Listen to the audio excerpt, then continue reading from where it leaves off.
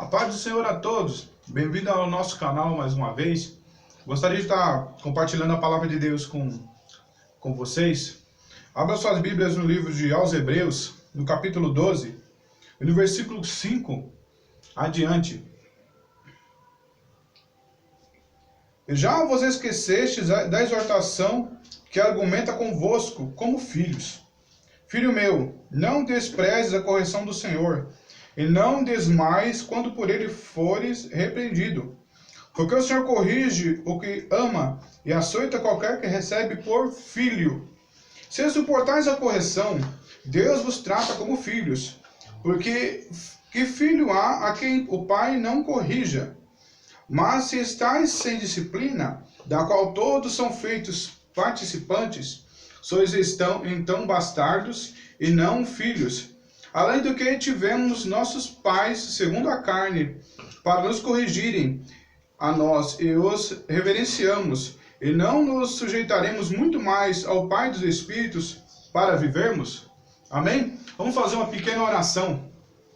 Deus Pai de amor e bondade, estou aqui na Tua presença de novo e te peço que o Senhor, segundo a Sua bondade e misericórdia, o desejo do Teu coração, que o Senhor venha falar conosco, porque sempre precisamos, Senhor, da Sua orientação. E a maior orientação de Deus é quando somos corrigidos, porque a Bíblia deixa bem claro que o Senhor demonstra amor ao corrigido ser humano. Em nome de Jesus. Amém. Uma coisa interessante na palavra de Deus, se nós olharmos de forma humana, como é que é possível um ser eterno e totalmente poderoso ter um filho bastardo? Parece estranho, né? Porque a nossa interpretação de um filho bastardo, ela é simples.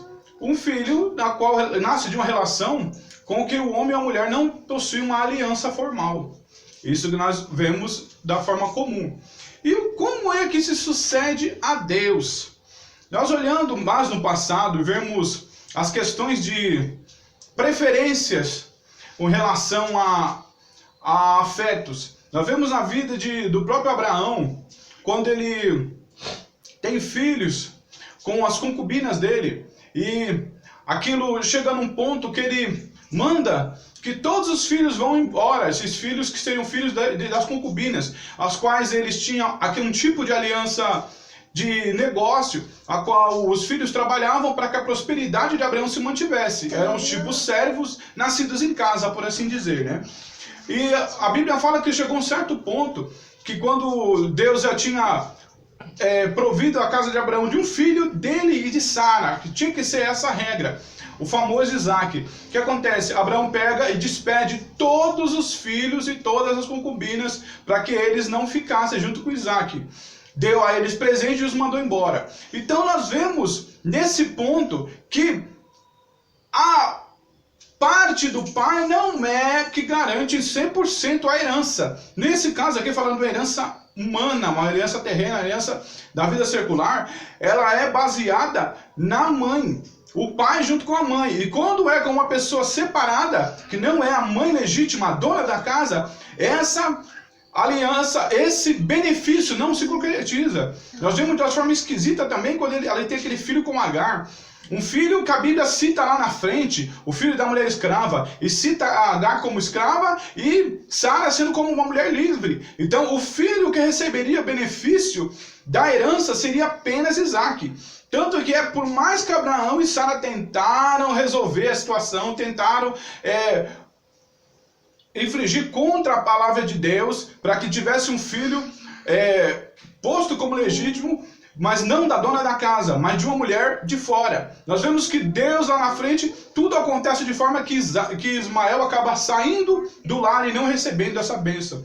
E colocando por esse lado, nós vemos que num período depois, Jacó, quando tem aquele seu problema com seu sogro, ele trabalha por uma esposa, não recebe ela, ele é enganado pelo sogro, por Labão. Depois ele é colocado a cunhada no lugar. Aí depois ele trabalha de novo. E depois todo mundo sabe, aqueles que são conhecedores das escrituras, que aquele homem começa a constituir família, e cada das mulheres colocava servas para ter filhos com ele. Nós vemos que ele tem ali, se eu não me engano, 12 filhos. Aí chega no ponto em que ele sai daquele lugar, que Deus manda para ele que voltasse para a terra dos pais dele. E quando ele volta, de caminho ele fica sabendo do encontro com o seu irmão Esaú, que ele nada mais faria do que destruir ele e a sua família.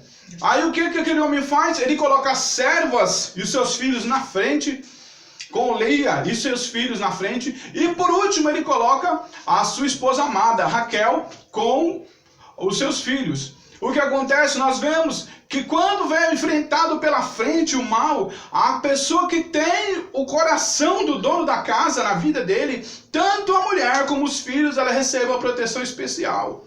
E eu gostaria de falar com todos nós no dia de hoje, que se nós temos Deus por Pai, isso é verdade. Todo ser humano tem Deus por Pai, isso é inegável, qualquer um pode dizer. Mas o problema é que para nós entrarmos no céu, não há simplesmente necessidade de Deus ser nossos pais. E ver se aquilo que está conosco, que nos gerou em par com Deus, é do agrado de Deus. Aí eu chamo a sua atenção que essa mulher, a nível espiritual que eu digo, é chamada de obediência. O filho da obediência, ele tem o amor de Deus, porque Deus é apaixonado pela sua mãe. Deus ama a obediência. Então por isso todo mundo que é gerado de Deus é nascido da obediência. Vejam só, ouvinte, é o único nascimento em que o filho escolhe a mãe. Isso é totalmente estranho, não é? Mas o filho que escolhe a mãe, ele escolhe obedecer a Deus. Então Deus tem um apego, um amor por ele, um cuidado por ele. A herança da salvação é dele por causa da obediência. E na mão contrária, quando o indivíduo é filho da desobediência, nós vemos que coisa esquisita, mas a verdade é essa: gerado de Deus,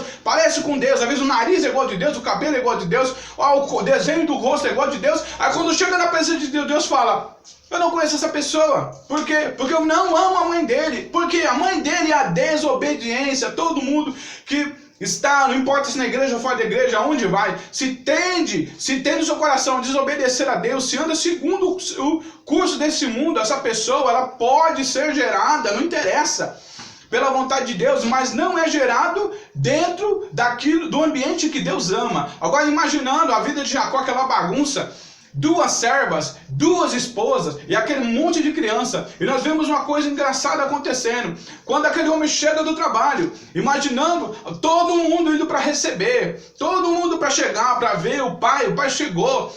Todos são filhos, são muitos filhos, mais de uma dezena. Aí o que acontece? Qual chegar em casa, ele vai para a casa da obediência. É a casa onde o homem tem aquele amor, que seria a esposa dele. Ele diz lá, na porta do Egito, perto do Egito, falando com os filhos já grandes, e ele já, um senhor, já nos finais da vida, e eles falam: olha, nós não podemos ir até o Egito, porque o senhor da terra, o dono daquele lugar, o mandante daquele lugar, o governador falou que se nós não levarmos nosso irmão caçula, Benjamim, nós não poderemos ver o rosto dele. E esse homem, todos sabemos que era José, próprio filho de Jacó, mas ele armou isso para poder ter condições de ver o que tinha acontecido no coração dos irmãos, se eles haviam mudado ou se eram maus do mesmo jeito que eram. E Jacó responde de uma forma incisiva: vocês sabem que a minha mulher só me deu 2 filhos. Irmãos e amigos, ouvintes da palavra de Deus, o homem tinha mais de uma dezena de filhos, mas só que o problema é que nem todo mundo era da mesma esposa. E essa mulher tão amada, essa mulher que tinha morrido cedo, morreu na segunda gestação. Essa mulher que tinha morrido cedo, ela estava no coração daquele homem. Eu coloco ela hoje como sendo obediência, aquilo que Deus ama, aquilo que Deus quer por perto, a despeito que gere fora da vontade de Deus. Mas aquela geração, dentro do amor de Deus, da obediência de Deus, é a qual Deus presta atenção. Nós vemos que ele responde assim, e os meninos acabam acertando com o pai de uma forma lá pesada, que olha, se houver problema, você pode se vingar da gente, pegar os nossos filhos e fazer o que quiser com eles. Então nós vemos que aquele homem, ele tinha uma preferência. Nós vemos que ele dá para José uma túnica de várias cores, porque ele era o filho daquela mulher na qual ele tinha o coração. Agora eu não sei, meu amigo, como você pode analisar, e nós podemos analisar nossas vidas se nós somos filhos da obediência, se nós fazemos o que Deus realmente quer, não é pelo que nós temos em casa, não é pelo quanto nós vivemos bem. Imagina você morar num lugar, como cada serva tinha uma tenda, cada uma ficava ali com os seus filhos, aí você passa sendo o filho da obediência, e em cada casa o homem chega e deixa a quantidade de comida. Imagina que chega lá na sua mesa, em vez de falar aqui de um prato bem conhecido, tem frango com quiabo, a mãe recebe uma galinha na casa dela, recebe as coisas, cada mulher recebe a mesma coisa. Aí ele chega na sua vez, você morando na casa da obediência, em vez de cair um pedação de carne, ou muito mais pedaço de carne, cai só o quiabo lá, ou só tem só o caldo. Mas a diferença que tem é que o que interessa é que você é gerado na obediência, a despeito do que chega do fruto da sua vida e do seu trabalho. Muitas vezes você chega, por mais do seu esforço, você não chega a atingir seus objetivos. Mas o que importa não é isso, não importa como você vai se dar bem, se você vai se dar mal, o importante é que você está debaixo da obediência de Deus. Nós vemos muitas vezes a panela cheia em outro lugar, nós vemos o recurso tão farto em outro lugar, mas Deus não se agrada daquele tipo de lugar por causa da obediência, da falta de obediência das pessoas. E nós vemos hoje, você, meu amigo e minha amiga, você possa estar ouvindo a palavra de Deus e aceitando o Senhor Jesus como seu Salvador. Viva na obediência. Se você não tem certeza de que está obedecendo a Deus, vá e pergunte a Deus a respeito da sua vida para com Ele. Se você chega diante de Deus e não recebe resposta, alguma coisa tem entre você e Deus. Ah, mas eu estou começando agora, eu tenho dificuldades. Então você pode muito bem exercitar essa necessidade que faz com que você se chegue diante de Deus. É o único jeito de alguém, a pessoa poder entrar no reino de Deus, é obedecendo. E para obedecer é bom ter certeza. E para ter certeza é bom andar sempre ligado com Deus. Não há limite para isso, não há quantidade para isso. A pessoa que mais andou com Deus no princípio da humanidade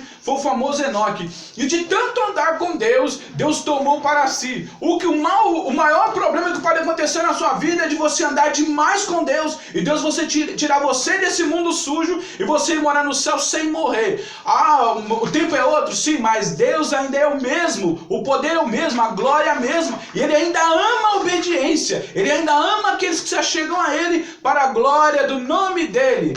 Em nome de Jesus, aceite a Jesus e vá na igreja evangélica mais próxima da sua casa. Amém.